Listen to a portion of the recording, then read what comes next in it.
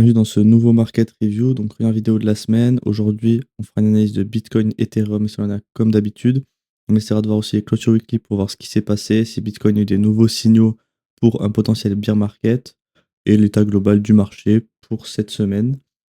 Donc, avant de commencer la vidéo, je vous invite à nous suivre sur Twitter ici. Vous aurez des analyses différentes que sur YouTube, comme par exemple ici l'analyse de Tao. Je vous invite aussi à vous abonner sur YouTube et à activer la cloche des notifications ainsi qu'à nous suivre sur LinkedIn avec des analyses qui seront les mêmes que sur Twitter. Donc on va commencer ce market review par l'analyse de Bitcoin en weekly. Donc qu'est-ce qu'on voit en weekly par rapport à la semaine dernière? Donc c'est ce que j'avais, on va rester sur ce que j'avais dit en gros. C'est que la Bitcoin il reste dans une structure haussière et tant qu'on ne clôture pas en dessous du strong low ici, la structure reste intacte, on ne la retourne pas à la baisse. Et je reste aussi dans ce que j'avais dit, c'est que historiquement, quand Bitcoin retourne sa structure haussière à une structure baissière en weekly, c'est le début d'un bear market, d'une correction plus profonde. Donc c'est là qu'il faut être vigilant. Tant que ce niveau tient, aucun signe d'alarme, on reste haussier, on a quand même eu un ATH il y a 2 semaines, donc on peut espérer que le pullback a été fait, maintenant on perpétue cette structure à la hausse. On n'a aucun POI à long, graine à long dans cette zone, donc structure morte en weekly, on patiente et on attendra de voir ce qui se passe dans les prochaines semaines, avec potentiellement du coup la cassure du strong low pour retourner la structure à la baisse. Mais pour le moment, rien de plus à dire en weekly. Donc maintenant on va passer sur le daily. Sur le daily, là où ça diverge avec le weekly, c'est que la structure est baissière. Donc des fois, ça pourrait présager une future structure baissière en weekly. En général, le daily peut être une anticipation du weekly, même si une structure baissière en daily, c'est arrivé plusieurs fois, comme par exemple ici, et Bitcoin n'était pas en bear market, on a juste une correction, puis on est reparti. Donc là, la structure est baissière, le prix reste baissier tant qu'il ne reviendra pas au-dessus de ces niveaux, donc on cherche des shorts. On voit plusieurs zones intéressantes. Ici, on a quand même un sommet qui a marqué ici un gros rejet dans le FVG. Donc ce qu'on peut se dire, c'est que potentiellement Bitcoin viendra chercher la liquidité ici pour ensuite se retourner. Ou est-ce qu'il viendra enfin combler tout le FVG pour venir dans le supply ici pour se retourner. Donc là, on a quand même une zone de short intéressante. Il faut voir la réaction si on prend ici la zone de stop. Surtout, on peut s'attendre à de la volatilité parce qu'on peut voir en weekly. La semaine dernière, on a eu une inside bar. La bougie, elle a ni cassé le plus bas et le plus haut de la bougie précédente. Et pour le moment, on est aussi en inside bar. C'est rare qu'on fasse 2 inside bars d'affilée, même si c'est possible. Surtout après un gros épisode de volatilité comme ça. Mais à voir si Bitcoin vient super la liquidité au nord ou au sud. L'idéal, si on veut avoir le scénario le plus bullish possible, ce serait que cette semaine, on fasse une grosse mèche qui suple les 2 low weekly ici, qu'on clôture au-dessus de ce niveau, et qu'ensuite on reparte à la hausse. Ça, ce serait le scénario le plus bullish, parce que par exemple, si ici, on vient chercher la liquidité ici, et là on voit qu'on a un sommet qui commence à se profiler avec la grosse mèche de mardi, qui quand même est une bougie assez conséquente, hein. On a eu une grosse hausse, puis on a tout ravalé ensuite, donc il faut vraiment faire attention aux bougies comme ça, qui souvent sont des signes de faiblesse du marché, d'une tendance à la baisse qui est quand même bien marquée. Surtout qu'on a rebalancé le FVG d'ici, qui nous a rejeté. Si on se met encore de bougies, on l'a pas confirmé la cassure, on l'a pris, puis on est revenu. Donc là, il faut faire attention. Si on prend la liquidité ici, on pourrait potentiellement se retourner pour aller chercher ici. On a quand même, on voit 2 poches de liquidité avec 2 mèches qui sont encore intactes. Pour le moment, le prix se compresse. Donc pour moi, tant qu'on vient pas chercher une des 2 bornes, il n'y a rien à faire sur le daily sur Bitcoin.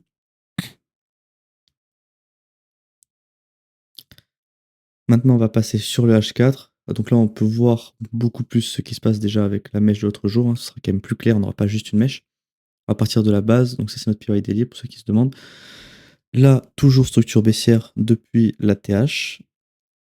Le prix reste dans une dynamique baissière. Pareil, on voit qu'on se contracte. On a un sommet qui est ici, un autre ici, et 2 creux ici.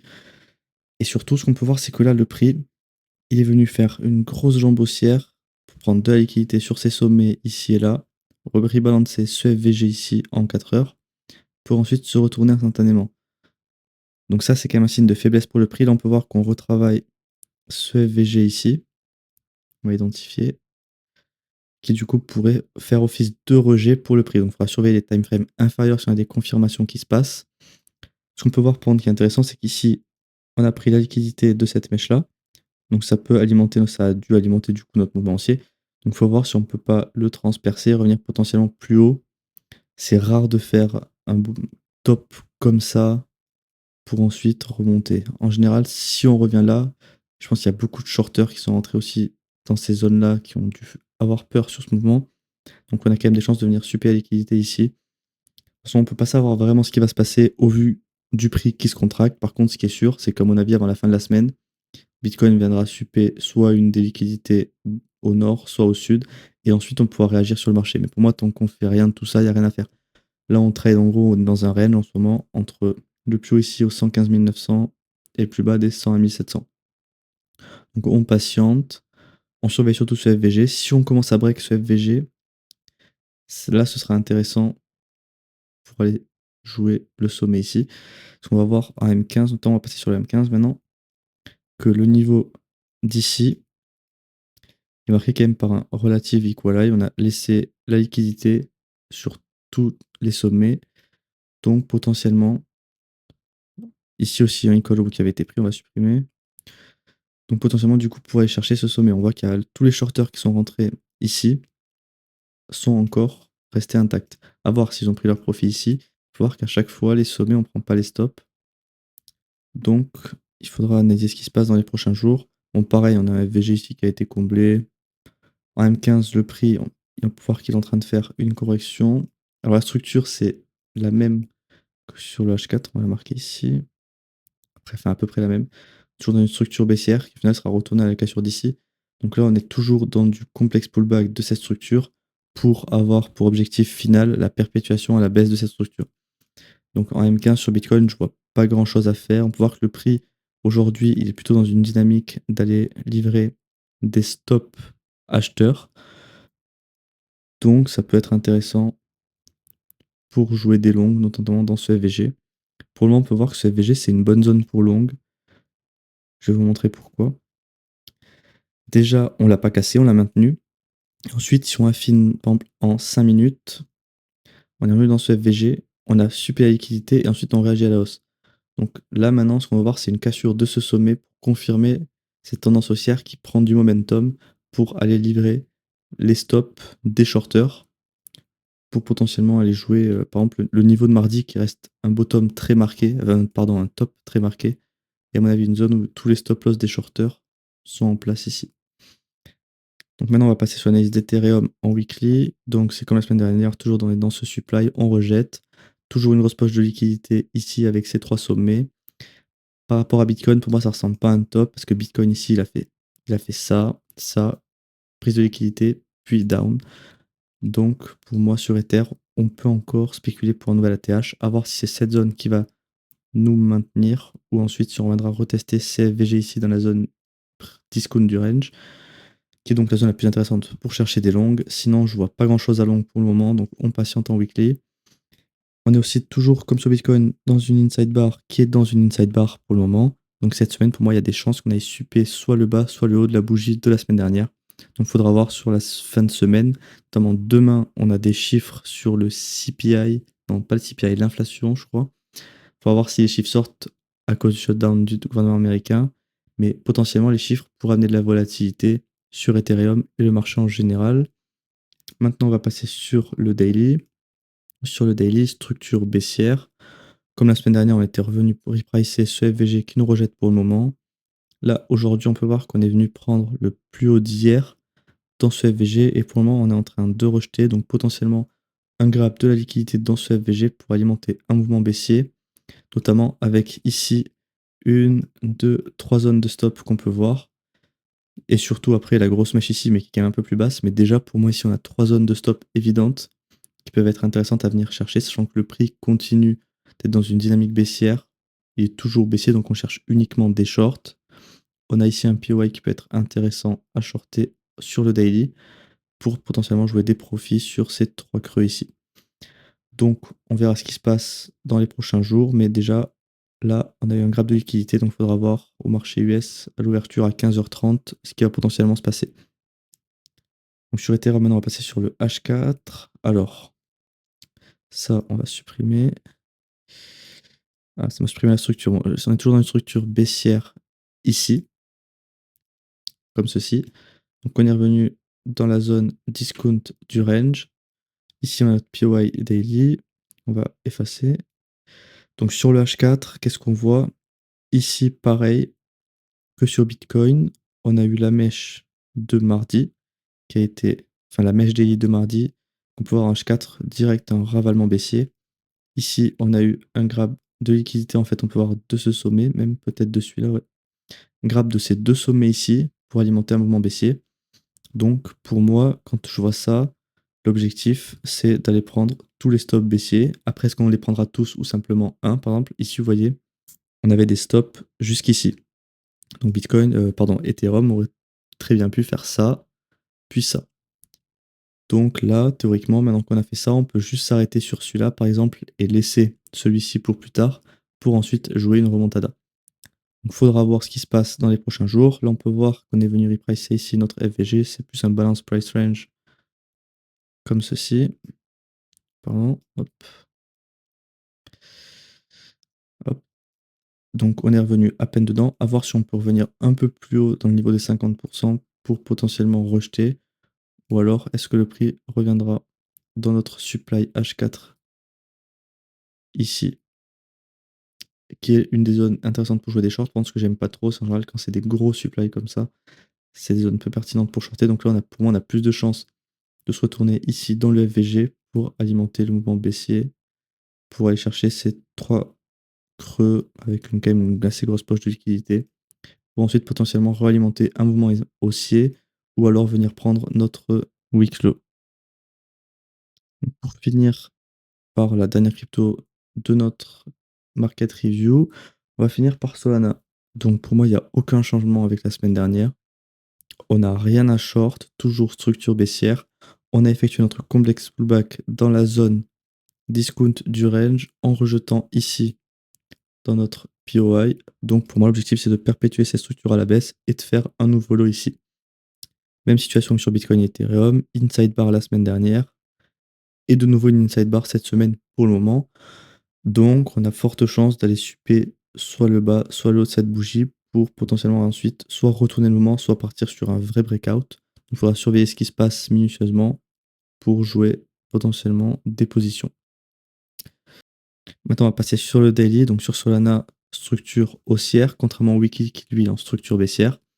Donc, ça peut être moins précis et potentiellement à contre-courant sur une des deux time frames. Donc, à voir laquelle vous préférez privilégier. Moi, je pense que le weekly est quand même plus parleur sur le long terme. Après, à voir ce qu'on peut faire sur cette structure haussière. Techniquement, on a fait un pullback dans la zone discount du range ici. Donc, l'objectif est maintenant de perpétuer la structure à la hausse pour faire un nouveau high. Surtout qu'on laisse quand même deux gros sommets ici intacts. Ce qu'on voit, c'est que le top il a été marqué ici par un graphe de la liquidité avec un gros mouvement baissier, repricing des FVG, ensuite perpétuation de la structure interne à la baisse ici, repricing des FVG, et hop, on repart à la baisse. La différence que je vois notable sur Solana, par exemple, c'est comme Ethereum, même si j'en ai pas parlé tout à l'heure, mais du coup je vous en parle maintenant, c'est que Solana et Ethereum, si on se met sur le daily, on monte. Vous voyez ici, on est haussier. Si on compare à Bitcoin ici sur le daily, Bitcoin, si on part du creux ici à là, on est baissier. Donc la divergence, elle est intéressante. Si Solana et Ether et le marché altcoin global divergent avec Bitcoin, ça peut être pertinent pour potentiellement avoir une surperformance de la part de ces assets. Là, ce qu'on peut voir, c'est qu'aujourd'hui, Solana est dans une belle bougie haussière qui pourrait jouer une prise de la liquidité du lot de la semaine dernière. Par contre, on peut voir qu'on n'a rien à short. Avant-hier, on a repricé ici ce FVG dans ce POI. Comme Bitcoin et Ethereum, on laisse de la liquidité à la baisse. Ici, ça va se voir clairement. Vous avez un lot, deux lots, trois lots. On a quatre lots daily qui se laissent là, qui, à mon avis, font une grosse poche de liquidité. Donc pour moi, je préférerais que Solana fasse ça, puis ça, tandis qu'ils viennent prendre les stops au nord ici par exemple, pour ensuite se retourner et faire un nouveau lot. Si on veut espérer avoir une hausse, pour moi il vaut mieux d'abord prendre la liquidité au sud, mais au vu de la grosse poche de liquidité et tous les lots qu'on laisse intacts ici, il y a peu de chances que ça reste longtemps intact. À mon avis, ça va vite être retesté, vite être pris pour alimenter un autre mouvement ou un breakout. Évidemment, si on vient d'abord super ici le high et finir de combler le FVG, il y a de fortes chances qu'ensuite on se retourne et qu'on vienne prendre toute cette zone. Donc on va finir sur Solana avec le H4. Donc sur le H4, c'est exactement la même chose que sur le daily. On peut voir pareil ici, tous nos lots qui sont identifiés avec beaucoup de liquidité. On a évidemment aussi de la liquidité au nord. On peut voir qu'on a quand même tous nos sommets aussi qui sont intacts. Donc là, grosse compression du prix. On laisse tous les stops acheteurs, tous les stops vendeurs pour que les gens accumulent un maximum de positions pour ensuite aller liquider. Donc pour moi, si on laisse volontairement tous les stops, il n'y a rien à jouer pour le moment. C'est pas du qui tout double parce que le prix reste baissier. Donc on aura plus de chances de réussir nos scénarios de short, comme par exemple ici dans ce FVG. Même si quand je vois beaucoup de liquidité, je préfère attendre moi la prise d'une des zones de liquidité, soit au nord, soit au sud, pour ensuite potentiellement jouer un retournement si le prix donne des confirmations. Là, ce qu'on peut voir, c'est que le prix il a quand même un bon momentum aujourd'hui, ce matin. Donc, il faut voir ce qu'on peut faire aujourd'hui avec potentiellement le sup ici du high de mardi qui pourrait s'enchaîner avec Bitcoin et Ether qui montent évidemment pour prendre à peu près les mêmes zones de liquidité.